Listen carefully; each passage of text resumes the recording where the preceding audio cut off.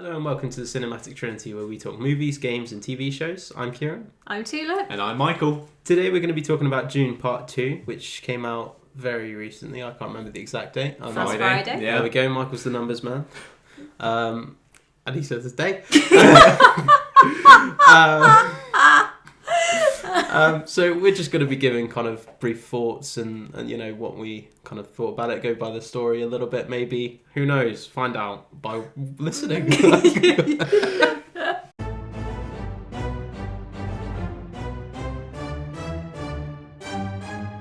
So, yeah, Dune Part 2, sequel to the, quite good Dune Part 1. Kieran, you saw Part 1 in the cinema at the time. That I did. What was it like seeing it in the cinema? It was good. The original one. No,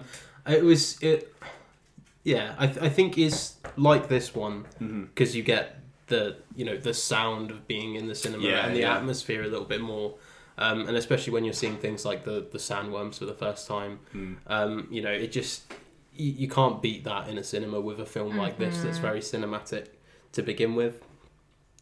So I think these are for cinema movies. But I'm glad because obviously I did see the first one in cinema, and my feeling on it at the time, and it continued when we rewatched it, was unless the next one is good, this one is going to be terrible. Because it's all set up for what's to come. Mm-hmm. And this, I'll be honest, it didn't disappoint. Oh, well done. So there we go. There we go. That's a sneak peek. I won't give you my score yet, as we say. But yeah, so I mean, you guys did also watch the film. We watched it on DVD. We watched it on Blu-ray like a year after it came out. Yeah, because, we didn't watch it straight away. We watched it with you and Isaac, I think, around here. And to be fair, it's a good thing. Hats off to Isaac, because Isaac's read the book, which is also here as set dressing. None of us have actually read the book. Yes. Yeah. But I would not have enjoyed it as much if I didn't have somebody there explaining every little thing that was happening, and he was saying, oh well, in the book this, that and the other, and oh, and this comes back later on, and oh, you're supposed to know about this because of this. Like, it made it so much more of an enjoyable experience because like watching it that way. The plot of like the first movie and the book in general is you've got House Atreides, like it's basically set in the future, it's in space, all these different space families are here. You got House Atreides. They go to this planet called Arrakis, which is basically the central hub in the universe for making spice, which fuels interstellar travel. So House Atreides take it over from House Harkonnen, I think they're called. Yeah. The bad the guys. So the first film is basically like like they take over the planet, and then there's like a sort of coup by the Harkonnens to take it back from the Atreides, and the house gets wiped out. Timothy Chalamet's character, Paul Atreides, and his mum, can't remember her name, is Rebecca Ferguson there in the movie. Can't remember her name. But there you go, like on the run, they're like the last surviving members, and then they meet up with the Fremen. Is it Lady Jessica? Yes, it is Lady Jessica. Come on. They meet up with the indigenous tribe of Arrakis, who are called the Fremen, and that's all where the first film ends off. When Zendaya comes into it for those 7 minutes that she's in the first film. Yes, because Paul has these dreams or prophecies that he sees, and can he see the future? What's going on here? And then the second one basically picks up from where the first one left off. Yeah, it does pick up right from where it left off, doesn't it? And I agree with Kieran. Very, very, very good. And as you say, it makes the first film that much better, and I wanted to rewatch it after seeing this one because it's such a continuation of that story. I'm just glad that the first one wasn't a waste of time because I was just thinking the entire time, I was like, please don't let this just be hours of my life just gone, because especially for no reason. Especially the ending isn't great in the first film because it's sort of they meet up with the Fremen, and then it's sort of them setting off and cut to credits. Basically it's not really an ending as such, is it? It's just they've gone, we're just going to stop it here. And we'll continue again. It's already long enough, let's leave it. And because we watched a review, didn't we? I can't remember whose review it was, and they were saying that it was a massive gamble, really, because it was supposed to be part 1 and part 2, but then they didn't sign it off. They said, right, you're only allowed to do part 1, and we'll see whether we can do it based on how well it does rather than it being all filmed at one time. But the director was still like, no, I'm just still going to make the film that I was going to always make. I'm still going to leave it off here. That was always the plan. And it was a good gamble, you know, because he could have just said, "Oh, actually, I'm going to shorten it all down and just make one." And I think that with this, you can't condense it. There's no way that you can make the amount of material that is there to convert. There's no way you're making that into one film. It's just like a good sense of world building. That's where these films are quite good, because it does take its time to like flesh out these characters and like the rules of this world and like explore like different aspects of it. Like especially like the second film, it does cut to like a few extra planets in it, and like it's all very visually really, really cool, and like it dives into like the whole like Fremen, like just like the sort of religious like side of things, like because like the whole point is like obviously Paul is like this Messiah kind of figure, but it's also like he's not really, it's just like predetermined, like it's all been built up in the background to make, you know, bring it to him being one day this Messiah character, even though he's not like Jesus or anything. He is just,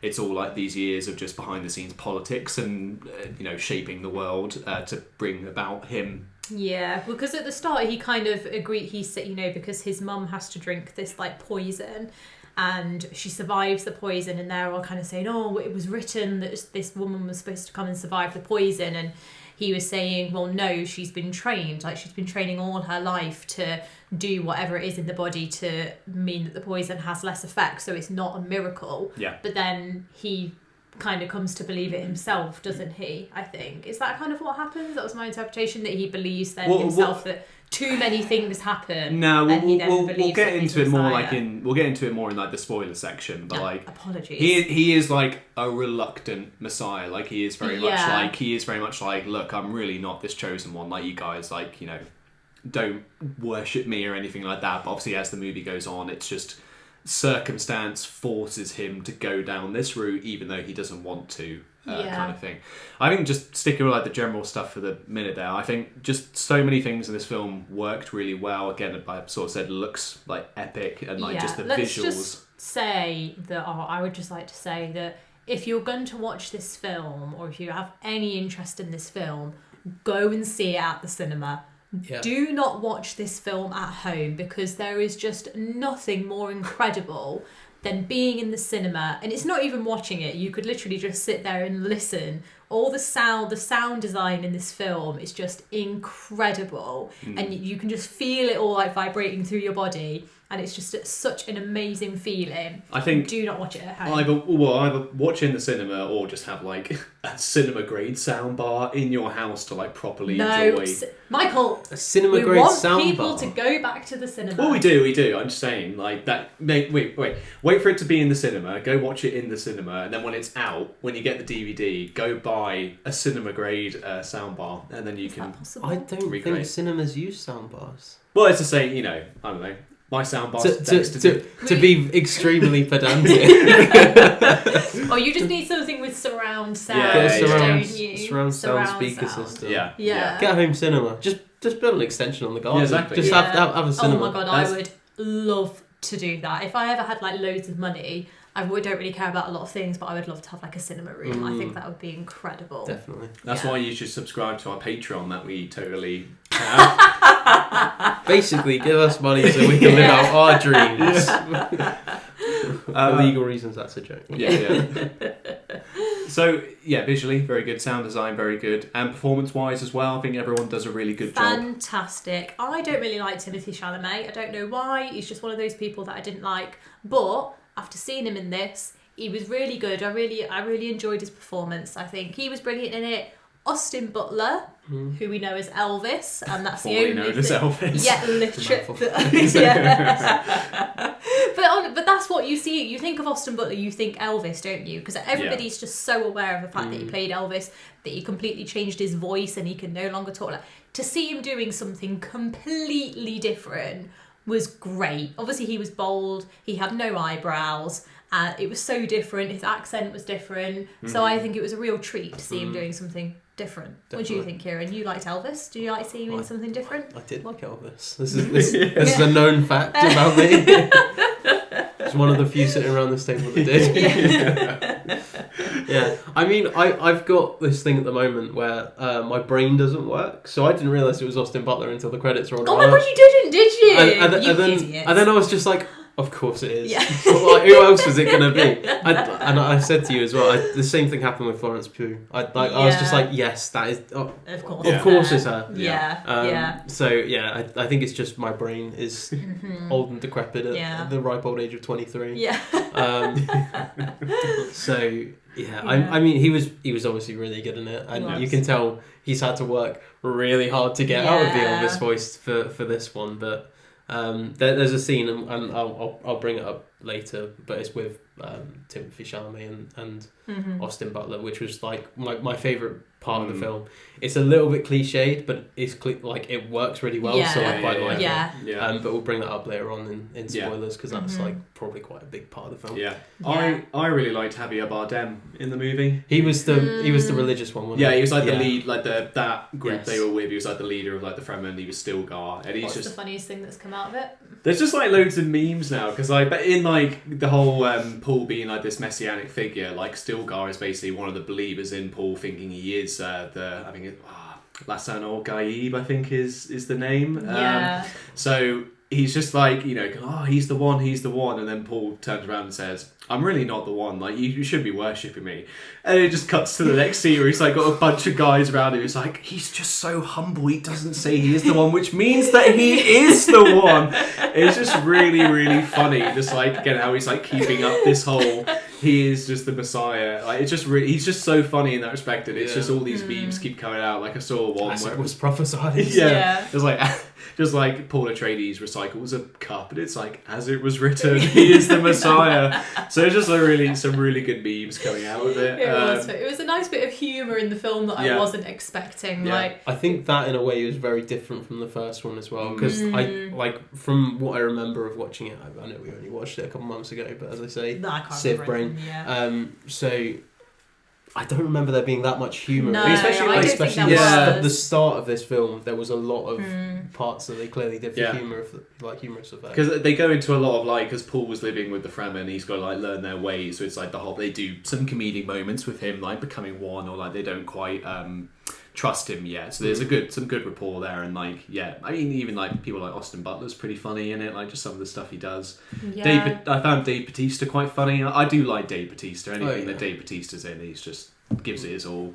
So he was very good. I liked Stellan Skarsgård as the Baron, like just the big hovering fat guy going around. He was very good. I think just everyone just really killed it. Like they were just so. It was not a bad performance. Yeah, it was just. This is a proper film. I think this is top quality. Yeah. I don't know, whatever, sound design, editing, cinematography, acting, everything was really like... It's just like, it's an epic. It's just an epic movie. Like, I felt coming out of Dune Part Two, the same kind of thing, and I know it's not like comparable in terms of like scale, but it was the same for me as like when I saw Oppenheimer, because that's again like... Oh, God. Michael's talking about Oppenheimer again, surprise! But it's the same as like sound design, acting, like even like the scope of the film, directing, it was all good, and it just, it was one of the most memorable films of last year, which I feel like, unless something comes along and trumps Dune Part Two, it's going to be one of the most, like, that made me feel like this is a cinema experience, it felt great being in the cinema. So it did. Highly. And it's busy in there as well. Yeah, exactly. It's so lovely to go to the cinema when there's actually other people. I mean, I love going when it's like there's nobody else in there and you can kind of chat. Yeah. But I also love going when it's really busy, just because it's good that it's busy. Yeah, So well done, Dune, for bringing people into the cinema. So highly recommend it. Before we go into spoilers, just go watch it. Go and watch it. Come join us afterwards. The cinema. Yeah. So let's get into some spoilers. Spoilers ahead. Before we start, can I just really say something? It's not a spoiler or anything, but just Paul. Why the name Paul? As in, like, why in this futuristic world? Why in this futuristic world? We got the Atreides, we got the Harkonnens, we're on Arrakis, we got the Fremen, and then this Messiah is called Paul. Yeah. Just Paul. Paul.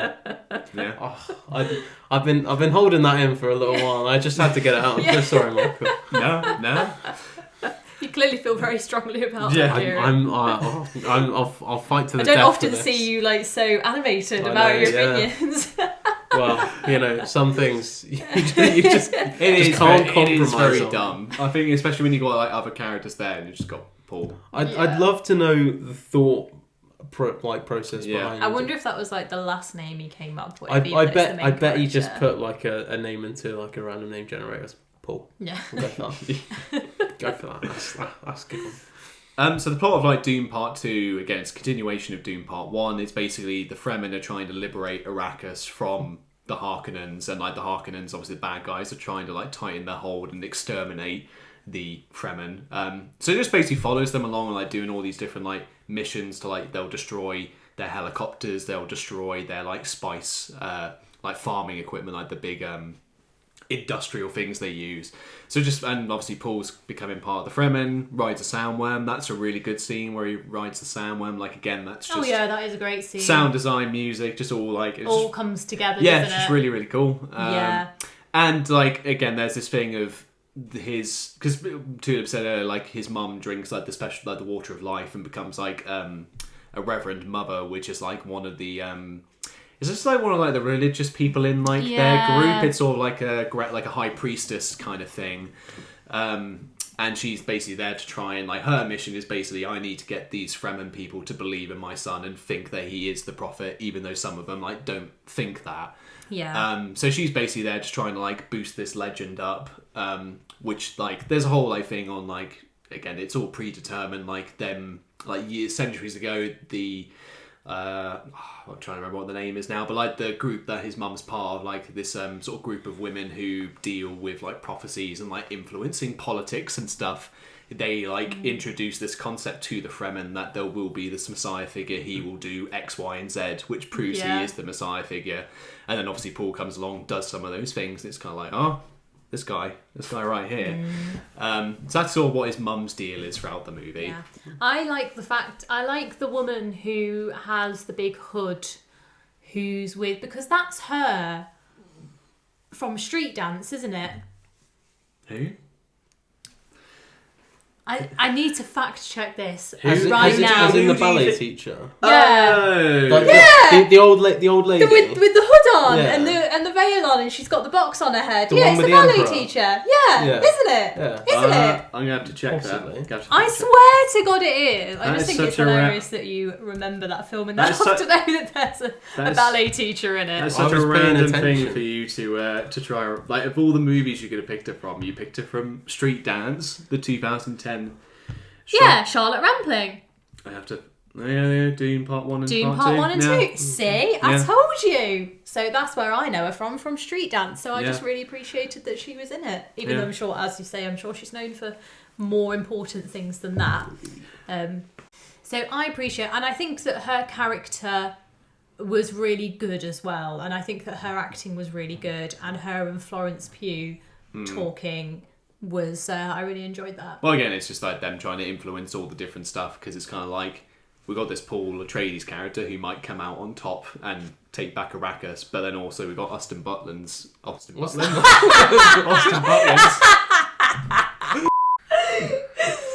Sorry, Michael, you carry on now.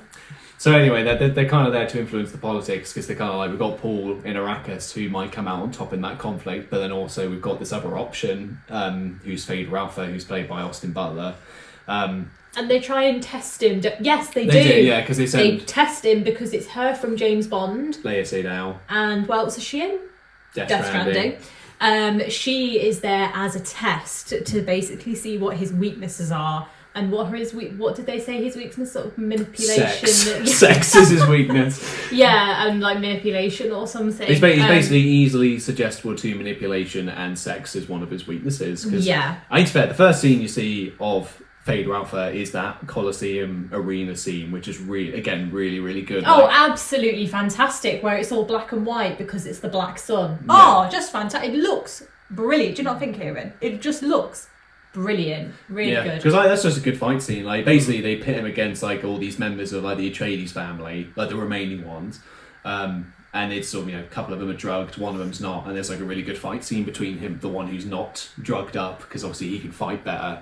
Yeah. And then he comes out on top, and like there's a scene between him and the Baron afterwards, who's his uncle, and he's like, "Oh, you tried to kill me in that arena." He was like, "No." It was like, "Well, before you were like a playboy, but now you're like a capable fighter. Like I wanted to see what you could do, kind of thing. And it's just he's just really good. He's honestly just really, really good. Austin Butler. He is really good in it. Yeah, give him his dues. I've seen people compare him, and I don't quite see him myself, but they've compared him to like Heath Ledger's Joker in terms of like the performance, which he's just not in the film long enough to like make that.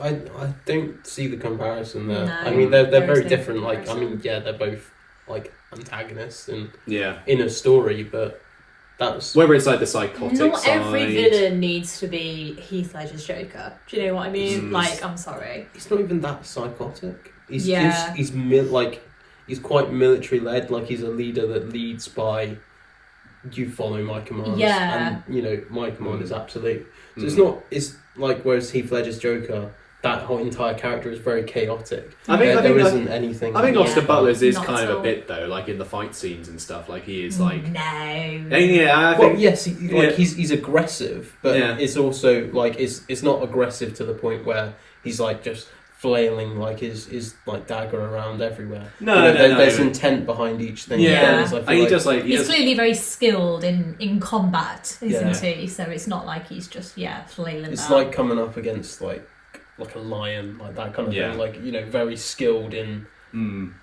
being like a predator. In that scenario. Yeah. I don't know What's what up, buddy? I don't know what you were sort of thinking of for going for. Yeah, with the I was just imagining a lion holding a knife and stuff. So that's what For God's sake. Oh. Don't think of Kieran's analogy too literally. Yeah, just well, I wondered a lion on his I hind wondered legs, what just like with a lion thing, like what do lions do in fighting? But you know? it's more like if you were to come up against a lion, like that's the kind of presence he has. yes. Yes. So it's like that's kind of the comparison. I don't get the Heath Ledger comparison. I can kind of see it because I think he does have psychotic stuff that he does, but that's probably again it's true. He kills random people. He hangs out with Who people. doesn't? He hangs out with a group of random women who eat people because he's always like, do you want me to bring you back to like a liver or a heart? Or whatever. Yeah. He basically Dave Bautista, because basically Austin Butler like comes to Arrakis because Dave Bautista's characters failed to keep it under control. So then the Baron like calls him in, and like Dave Bautista comes in like, what the hell are you doing here? This is my planet. And then Austin Butler's just like, kiss my feet, like kiss my boots or whatever, and just whacks like Dave Bautista down and like holds a knife to his throat. And it's just this weird like very salivary like Dave Bautista, just like could see a bit of drool coming out. And I was like, this is quite disgusting, but That's anyway. proper acting there, when somebody's It's proper acting when you got the drool out. Yeah. Not everyone can do that, Michael. Yeah. That's a talent.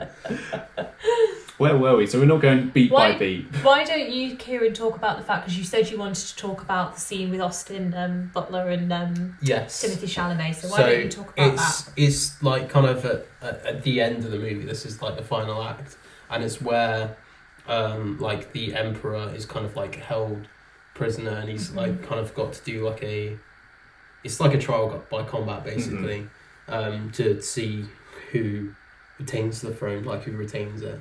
Yeah. And obviously Austin Butler's character says, like I will fight for the Emperor. And it's just no music going on. Yeah, nothing. I thought It that is was such a just good the choice. fight. Yeah.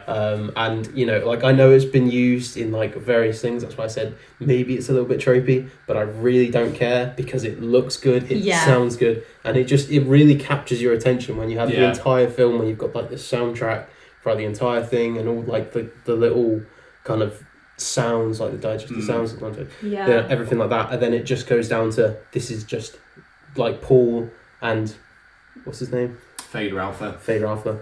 It's just those two characters there, and that's all that matters in that moment. Yeah. And I just think that's it's clear that the director actually knows what he's doing and like wants to create something that people kind of remember. Yeah, I liked that all the action, particularly when they were fighting. Sometimes in an action movie, it's like cut, cut, like I mean, Yes. as in the scenes. That as well. But it wasn't like you're actually watching them fight, like, and it feels really real. Like it feels like they're actually just them two are just fighting, and we're just participating. It doesn't feel like it's all like edited and chopped up, like Guy Ritchie or something. You know, it's all It's all like really well choreographed. Yeah. And, They like, clearly put effort into the. Yeah, and that's the other thing, because they do that instead of doing all like the cuts between each thing where the sword's going down and then it cuts to a different one where he's been hit. You know, it just adds to that effect, and it adds to your attention to the screen. You don't want to go, oh well, like, you know, these go in there, they're fighting. Wait for it to be over. You're actually you're there in like the audience of these people watching. You're there with them. And it's not often that, you know, films can kind of do that these days, because they go for the easier option, which is doing like the cuts. And obviously there is like ways to do those cuts and it not look cheap, because a lot of directors do that. But you know, it's just something that a lot of directors don't really utilise these days, and it's a breath of fresh air to see it. It was. I agree. It's a good fight scene. I will say, in the world of Dune, it's Tulip's least favourite way to fight is with knives, because you hate knives. I do. I really don't like watching people get stabbed, or, you know, when he had at the end of the fight, you know, Austin Butler's trying to stab him in the face. So it's the classic, he grabs the knife with his hand and it slides through his hand, and it's just like, that is just, really gives me the heebie-jeebies. I'm much more likely to die by knife than I am by gun. Like, I don't really get scared of gun, because I'm never going to have somebody run after me with a gun, but I could very easily have somebody run after me with a knife, and it's like, you know. Quite long knives. That scares me. What? Quite long knives. It's like, it's It more like a bread knife. No. Tulip, it was not It wasn't that much bigger than a bread knife. Like, it wasn't like swords. If he was like that, like it was going to that, it was like a dagger. I guess. Machete. No, machete's too big too. Like, Oh, well, I'm that's just sorry ridiculous. for not being up on my knife terminology. I don't think we're qualified enough to be talking about what type of knives they are. We did just like ceremonial daggers. We didn't make the knives for Dune. We didn't. We weren't the set designers. Michael hasn't managed to get a dagger for his set dressing here. We've only managed the book. I feel like wait out for Dune Part 3. Yeah. I feel like We'll see what we can do. We'll have a whole sandworm age restricted or something. Yeah. We had a knife on the table. But yeah, like, you know, fight ends with Paul killing Fader Alpha. I mean, Paul obviously took some blows. He got stabbed like in his abdomen or something, but like, obviously he didn't die. And it sort of ends with, like, he says, "All right, Emperor, I've defeated champion. This means I get to be Emperor now." He was going to kill the Emperor, but then his daughter's like, "I'll take your hand in marriage if you let my dad, the Emperor, live," which Paul does. Which disappoints who?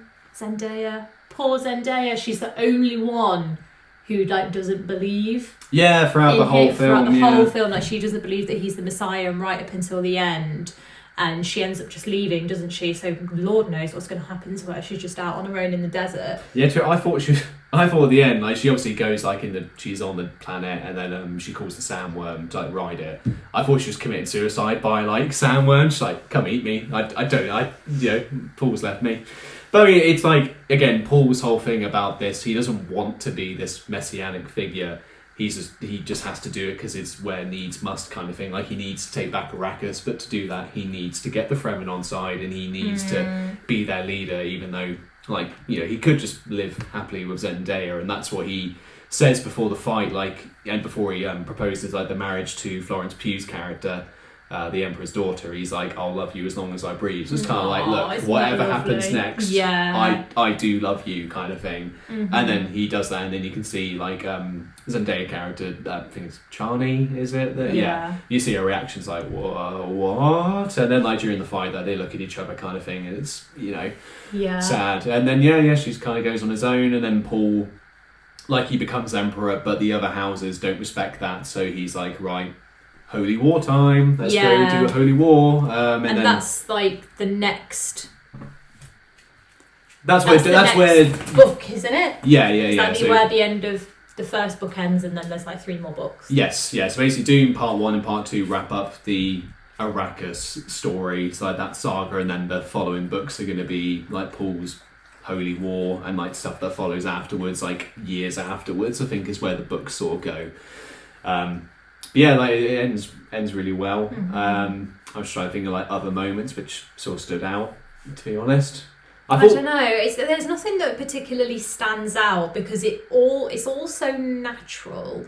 Like, it feels like it's all real. Like, there's nothing where it's like, oh, and then there was this big set piece. It's like everything that naturally needs to happen happens. There's no, oh, we're just going to put this set piece in because we want a big action scene. You know, there's some really good action with them at the beginning where he is joining the Fremen and he's trying to get on their side, and, you know, they're fighting with the people who are coming down from the Harkonnens who are trying to harvest the spice, and they're just like destroying all their ships. Like, that's some good like action set pieces and stuff like that. But again, it doesn't feel like this is action set piece and then we're going to have something and then an action set piece and then we have some. It all feels like it's all like part of the story. Yeah, it it's feels a good actually happened. progression, isn't it? And then like obviously gives you times to breathe. It's like, oh, now we're going to go see Vader Alpha and what he's doing and what's the Baron doing and what's the Emperor doing. It's all these it does good breaks. It's not like solely with Paul Atreides and the Fremen. Like, you know, good balance between all the different characters. I was weirded out by the baby at the beginning because, like, obviously Rebecca. Was she talking to the baby? Well, it's just like at the opening, it literally like opens with, because Rebecca Ferguson's character, Paul's mum, is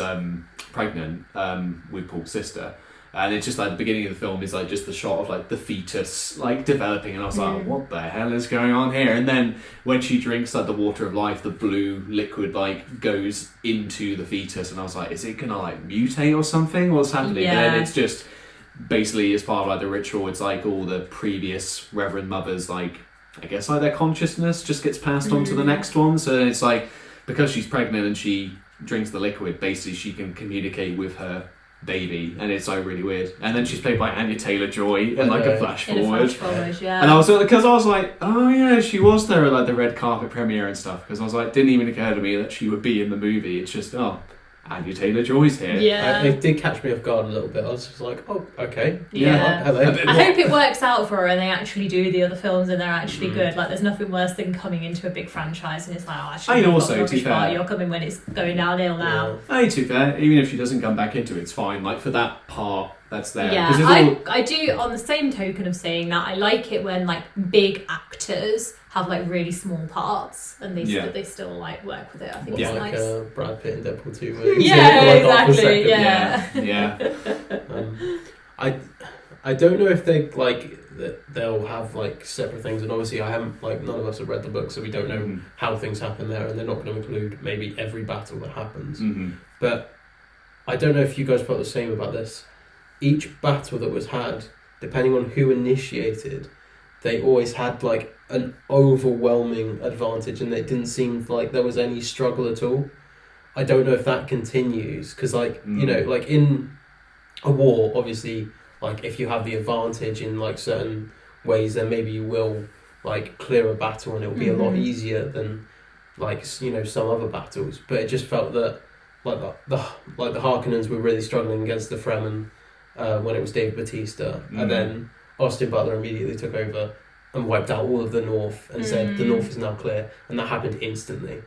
It was just like all winning, then all losing, and then they fight the one where the Emperor's there, and then they get in there and they win it immediately. Yeah. And it's just like, I don't know if I want to see a battle, like I might want to see a battle where there's a little bit more like contention. It's not I solely one side or the other that just, because at the beginning it's like guerrilla tactics, like it's, you know, very small like coordinated attacks. They'll take down like a patrol, or they'll attack like a spice rig and like blow it up or something. And it's kind of like they find like the Atreides stockpile of nuclear weapons. That's kind of like at the end battle, that is like their big, obviously that's their biggest advantage. They've just got loads of nukes, and like obviously they can ride the sandworms, and that's when like, because it's kind of the thing as well, like when Vader Alpha comes and like they just artillery strike the like the north stronghold for the Fremens, that's when they're like, oh, we're gonna have to retreat back to the south now. And that's when Paul was kind of like, I can't go to the south, because if I do, then I will be fulfilling this prophecy and I will be like starting this holy war, which I don't want to do. Because like earlier on in the movie, he's like, I had this vision and there was like famine and death everywhere, and I was following this woman who was also like, which was his mum. Like he finds out, it's just kind of like, you know, if I go down this path, if I let my mum continue to like sort of influence things, it's just going to lead to the wrong place. Then he has to like relent and go, basically, because the Fremen need him, I guess, and that's why he goes. But then obviously then he goes, and then that's when the war kicks off, and that's but I get what you mean, because it's not like there was never like any pushback from like the opposing side. It's kind of like they come in, sweep through. It's not even like the Harkonnens like push them back at all. It was always just like, oh no, the Fremen, let's run away. Because like even if you go back to the first film, like whenever there was a battle, like the battle where the Harkonnens came down and wiped out the Atreides, they did just wipe them out. Like there was some fight there, but there was like no chance of victory. It was like, and that one I kind of get, because they came in under the guise of night. They weren't expecting a war. It's a surprise, wasn't it? It was a surprise attack, which like I completely get. But then there's just like so many other things. Like the Emperor came down. The Emperor should be like the most heavily guarded man in like the galaxy, in the universe, or like whatever like you want to call it. And he just they get just completely steamrolled. I know there is the sandworms and the nukes and all of these things, but you would expect there to be something like all he's got is these Crusader knights with their like swords just around him, and even that they do nothing. They get wiped, like a whole legion of them go out and they just disappear, and then like all the Fremen come in. And it's like, yes, the Fremen are good fighters. I can get. I don't know. I just want to see a battle where it's an actual battle rather than just a decimation. I think for me, like that, it makes sense in this movie, because especially as well, like when the Emperor arrives, they're saying like, oh, where's this this Paul Atreides character, and they're like, oh, we think he's retreated to the south, and they're like, oh, he can't have though, because the south's uninhabitable. We know this, so they're kind of like, they're under this belief that like there's not the Fremen aren't a threat, or there's not many of them about, and then obviously they get corrected and there's like loads of them, and obviously they just completely storm the capital of like Arrakis, where the Emperor is being held there, and I say it's the nuclear weapons, it's the sandworms, stuff like that. I think it's just the element of surprise that they have. But it's also how many times can the element of surprise work? You can only do that so many. Like they know that the Fremen are still there. Like the Emperor came down, I'm pretty sure, knowing that there was going to be some kind of battle, and he was completely unprepared. And I don't for 1 second believe that someone with that much power can be the most liable to a surprise attack. Like there should always be a delegation around him that can fight these things. Like if you see the sandworms, and like if the Atreides have these nuclear weapons, why doesn't the Emperor have some nuclear weapons and throw them at the sandworms? It's just like they're going to be the most. They should have the strongest military.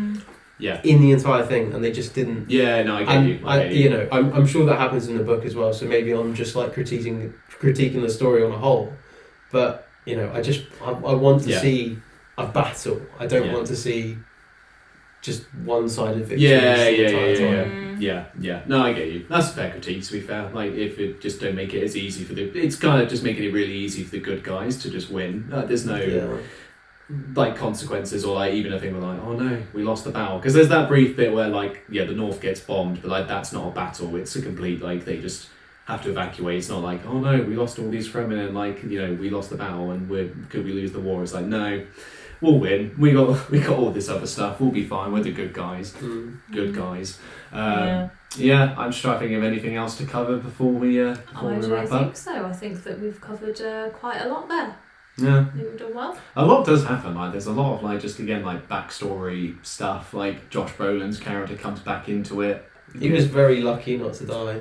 I forgot how he even like went off in the first movie. So loads of people were like surprised in the cinema that he was back, and I was like, did you just not like he was in the trailer? I'm pretty sure he's been doing press for the movie, so like he's definitely in the movie. He's definitely in the film.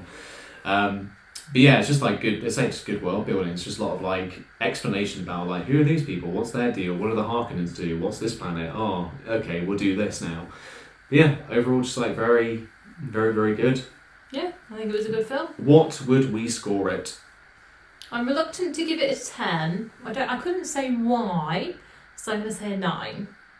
I went for a 9. I can't say it's a 10 out of 10 movie, but there's something stopping me there, because it is really, really good.